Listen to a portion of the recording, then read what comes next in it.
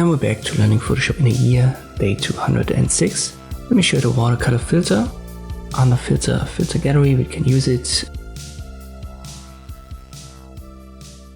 I zoom out, it's in the folder artistic, the last option, or just use the drop down, it's alphabetically sorted and it should be the last one. You have 3 parameters, let's go over that. First one is the brush detail. So higher values keep more details from the original image and lower values make them smoother, simplify them a little bit. So this resembles more like a rougher brushwork. I want to go down in this example.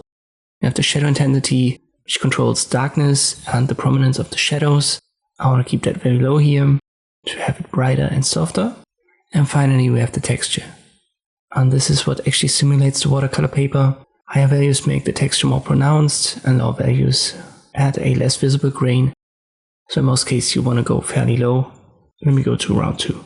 Don't forget to confirm we are okay. And this is how these watercolor effects are made. I hope this video was helpful, thank you for watching and I'll see you next time.